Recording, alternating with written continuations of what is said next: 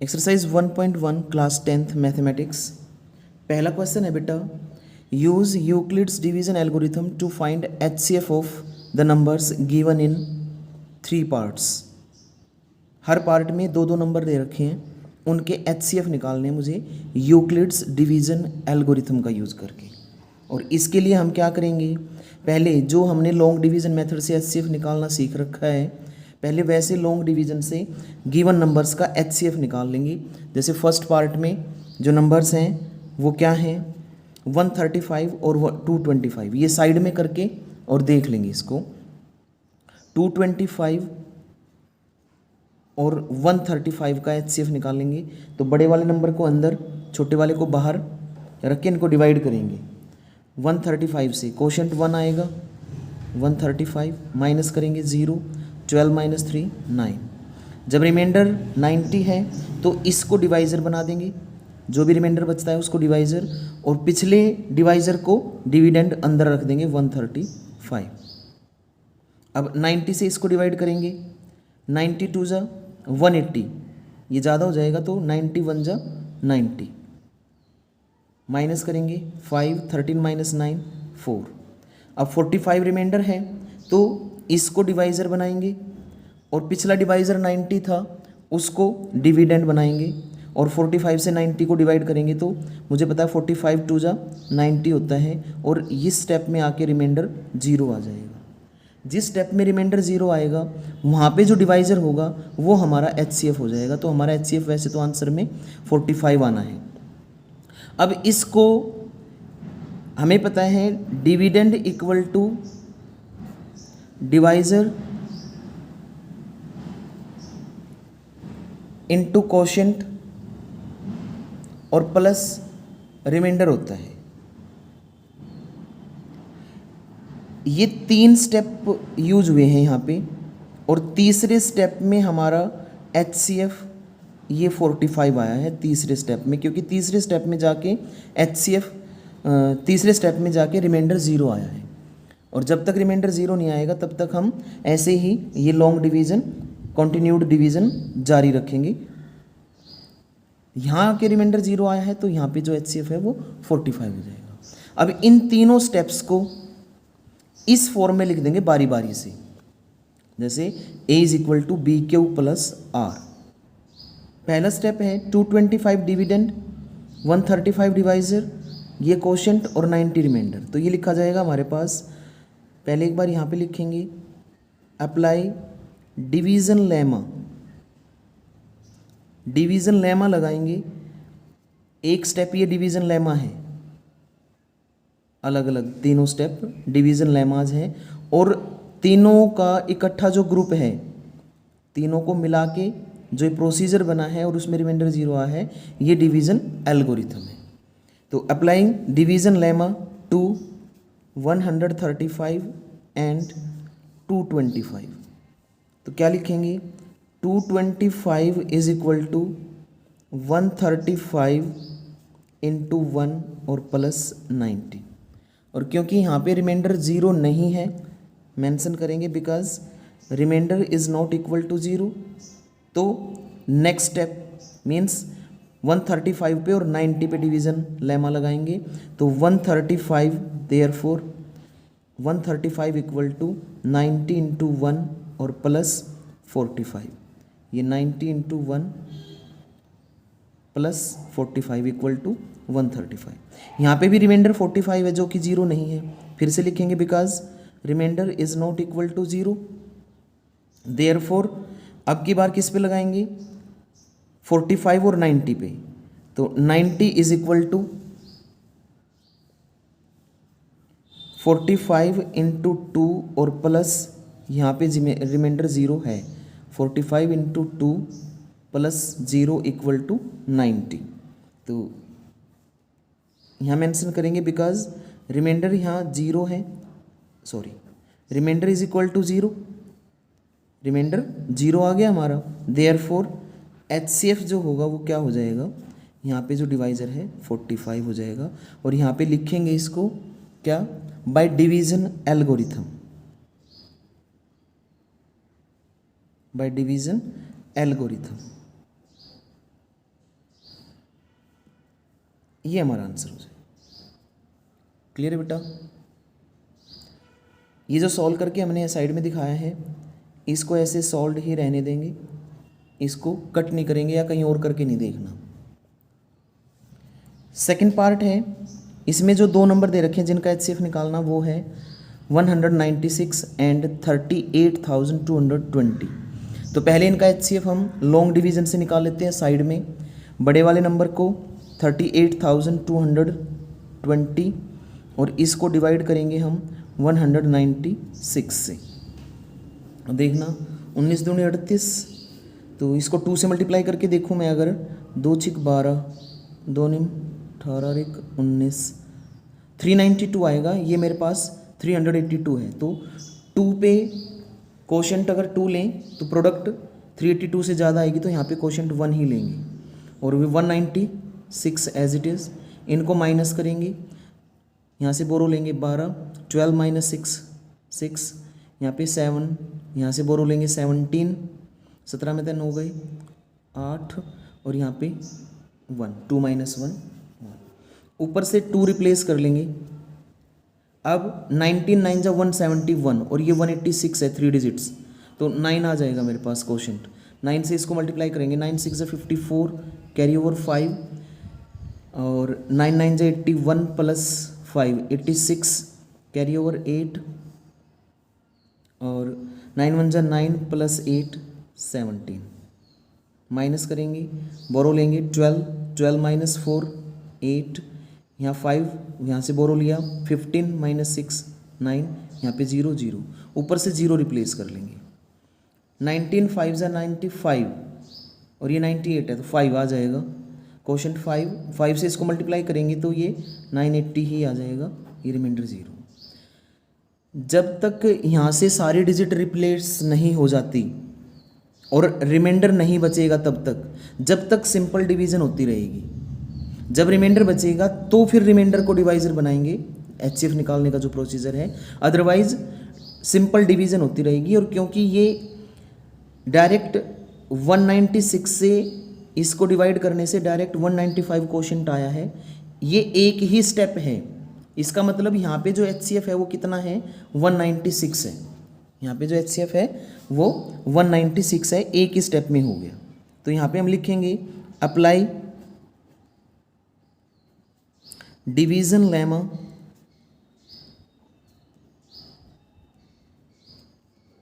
To 196 and 38,220 और इसमें क्या लिखा, 38,220 ये डिविडेंड है इक्वल टू 196, पहले यहाँ पे डिवाइज़र रखेंगे, इनटू कोशेंट। कोशेंट कितना आया हमारे पास 195 और प्लस रिमाइंडर कितना आया 0, और यहाँ पे बता देंगे उसको बिकॉज रिमाइंडर पहले ही स्टेप में 0 आ गया, रिमाइंडर इक्वल टू 0। देयरफॉर हमारा जो HCF होगा वो 196 हो जाएगा और यही हमारा आंसर है। यहाँ पे मेंशन कर देंगे बाय डिवीज़न एल्गोरिथम।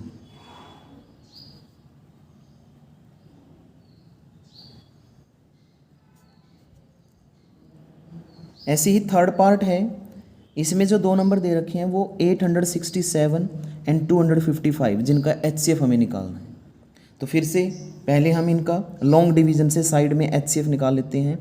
867 को 255 से डिवाइड करेंगे, बड़े वाले नंबर को ही छोटे वाले से डिवाइड करेंगे, तो 25 या 75, 25 3 जा 3 से हो जाना चाहिए, 3 5 जा 15, 3 5 जा 15 प्लस 1 16, 3 2 जा 6 प्लस 1 7, 3 कोशेंट, इसको मल्टीप्लाई करेंगे तो 765, माइनस करेंगे 7 में से 5 माइनस करा 2, 6 माइनस 6 0 1। अब इसको डिवाइज़र बना दिया, रिमाइंडर बच गया है तो, और 255 को डिविडेंड अंदर रख दिया। 10 2 जा 20, ये 25 है तो 2 आ जाएगा हमारे पास कोशेंट, और ये 204, 2 2 जा 4, 2 0 0, 2 1 जा 2, 5 माइनस 4 1 और 5 यहाँ पे 0। फिर ये 51 रिमाइंडर आ गया तो इसको डिवाइज़र बना दिया। 102 को अंदर लिख देंगे। 51 2 जा 102 होता है बेटा। तो थर्ड स्टेप में फिर से थर्ड स्टेप, ये पहला स्टेप, ये दूसरा स्टेप और ये तीसरा स्टेप, रिमाइंडर 0 आया है। तो यहाँ पे HCF हमारा कितना हो जाएगा, 51 हो जाएगा। अब इसको A is equal to B Q plus R की फॉर्म में लिख देंगे डिवीज़न लेमा लगा के। तो क्या स्टार्ट करेंगे, देखो एक बार यहाँ पे थर्ड पार्ट लिखा हमने, क्या, apply division lemma to 867 and 255। तो पहले स्टेप में क्या, 867 is equal to divisor into quotient 255, पहले डिवाइज़र इंटू कोशेंट 3 और प्लस रिमाइंडर 102 मेंशन करेंगे, because remainder is not equal to 0। Therefore next step में 255 और 102 पे डिवीज़न लेमा लगाएंगे। तो 255 इज इक्वल टू 102 इंटू 2 और प्लस 51 रिमाइंडर। फिर से remainder is not equal to 0, therefore अब की बार 51 और 102 पे डिवीज़न लेमा लगाएंगे। तो 102 इज इक्वल टू 51 इंटू 2 और प्लस रिमाइंडर 0। और यहाँ पे बताएंगे because remainder is equal to 0 है, तो देयरफॉर यहाँ पे HCF हमारा कितना हो जाएगा, जो डिवाइज़र होगा 51, किससे, बाय डिवीज़न एल्गोरिथम, ये आ जाएगा, ये हमारा आंसर हो जाएगा। सेकंड क्वेश्चन है, show that any positive odd integer is of the form 6q + 1, 6q + 3, 6q + 5 where q is some integer. इसके लिए हम क्या करते हैं बेटा, मैं सपोज कर लेता हूँ let a be any positive integer. हमने a को कोई भी पॉजिटिव इंटीजर सपोज कर लिया। इस टाइम पे a इवन भी हो सकता है और ओड भी हो सकता है। यहाँ पे जो उसने शो करने के लिए कहा है कि जो ओड इंटीजर है वो इन तीनों में से किसी एक टाइप का होगा। इसका मतलब क्या है कि किसी भी इंटीजर को हम अगर 6 से डिवाइड करेंगे तो वो इंटीजर अगर ओड है तो 6 से डिवाइड करने से उसमें या तो रिमाइंडर 1 आएगा या रिमाइंडर 3 आएगा या रिमाइंडर 5 आएगा।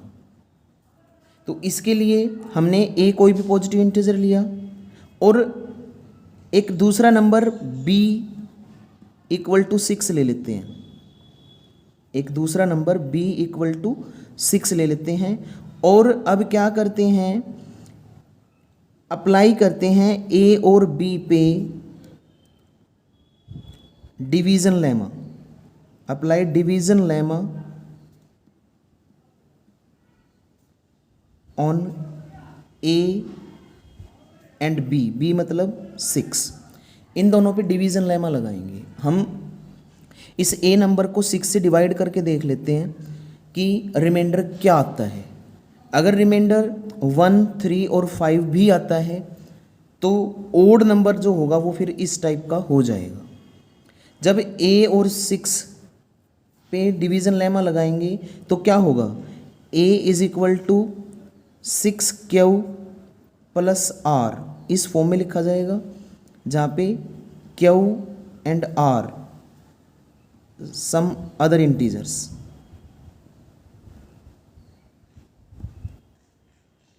और जब हम किसी भी नंबर को 6 से डिवाइड करेंगे तो इसमें रिमाइंडर की सीमा पता लग जाएगी, मुझे रिमाइंडर की रेंज पता लग जाएगी कि रिमाइंडर होगा क्या।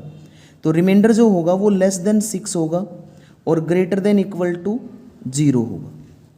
रिमाइंडर या तो 0 होगा या 0 से बड़ा लेकिन 6 से छोटा होगा। दैट इज़ जो रिमाइंडर होगा वो 0, 1, 2, 3, 4 या 5, इन्हीं में से कोई एक होगा।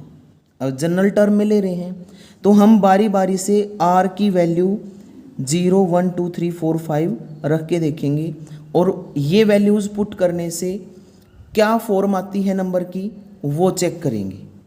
तो फर्स्ट पार्ट करते हैं, क्या, if r is equal to 0 हो तो a किसके इक्वल आएगा बेटा, 6q प्लस r की जगह यहाँ 0 रखेंगे तो 6q plus 0 equal to 6q आ जाएगा।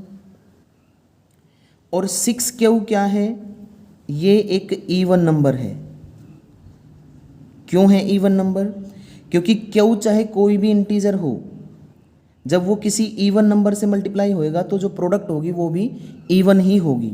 और 6 क्या है, एक इवन नंबर है, इसलिए q को जब 6 से मल्टीप्लाई करेंगे तो जो 6q प्रोडक्ट आएगी वो हमारा क्या होगा, इवन नंबर होगा।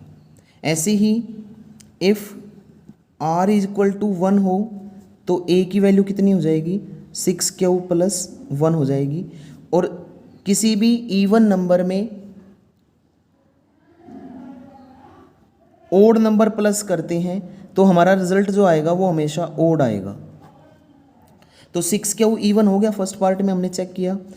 1 ओड है तो ये even plus odd, 6q plus 1 ये क्या बन जाएगा, ओड नंबर बन जाएगा।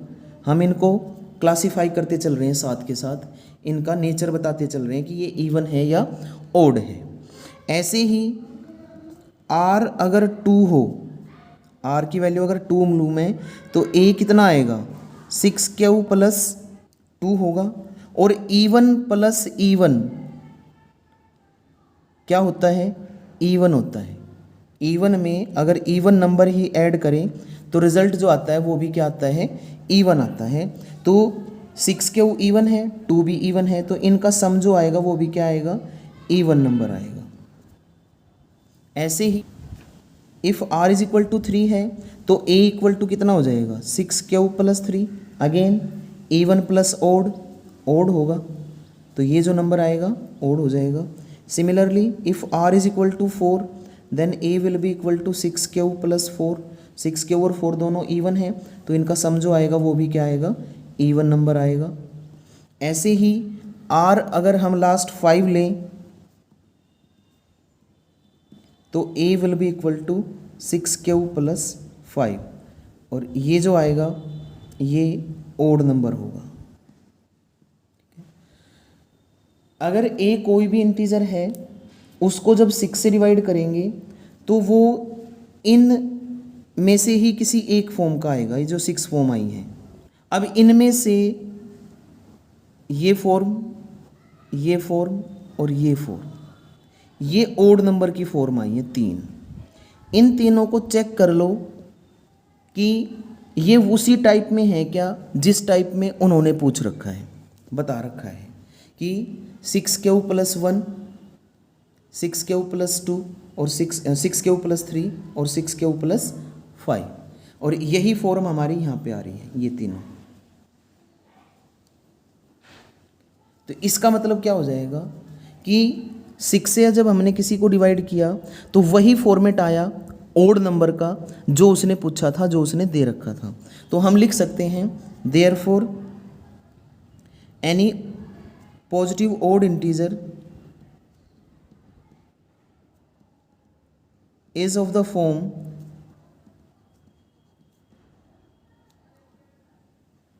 कौन सी फॉर्म का, 6q प्लस 1 और 6q प्लस 3 और 6q प्लस 5, हैंस वेरीफाइड।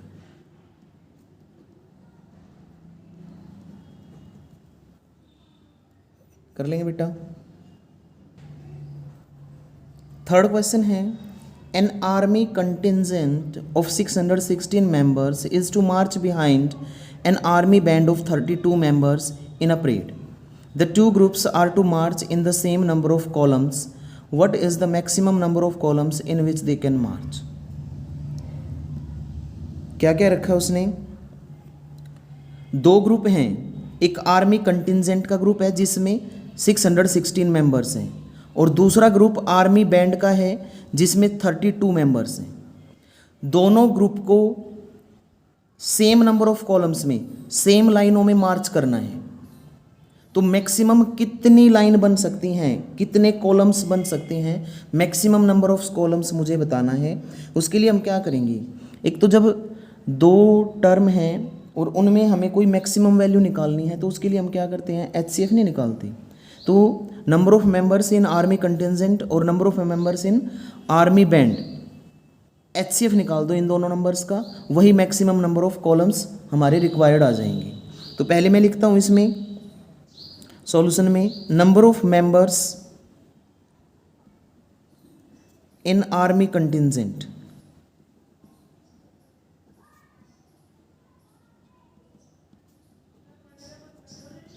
छः सौ 16 आदमी हैं, और number of members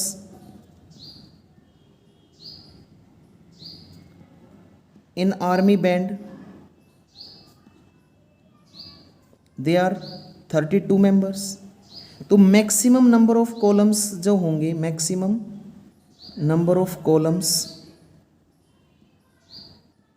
required will be equal to HCF of 616 and 32।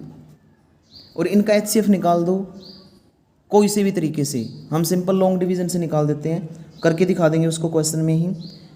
616 और 32 का HCF 32 दूनी 64, ये 61 है तो ज़्यादा होगा, तो 32 1 जा 32, माइनस करेंगे 11 माइनस 2 9, और यहाँ पे 5 माइनस 3 2, 6 रिप्लेस कर देंगे। अब ये 3 नेम 27, 9 दूनी 18, 9 3 27, 9 9 दूनी 18, 9 3 27 और 1 28, 16 माइनस 8 8, ये रिमाइंडर बचा है। अब तो इसको डिवाइज़र बना के 32 को अंदर, 8 4 जा 32, और यहाँ पे रिमाइंडर हमारा 0 आ गया। तो HCF कितना हो गया 8। तो मैक्सिमम नंबर ऑफ कॉलम्स कितने आ गए हमारे, 8 कॉलम्स आ गए। ये यहाँ आंसर लिख देंगे, ये हमारा आंसर हो जाएगा।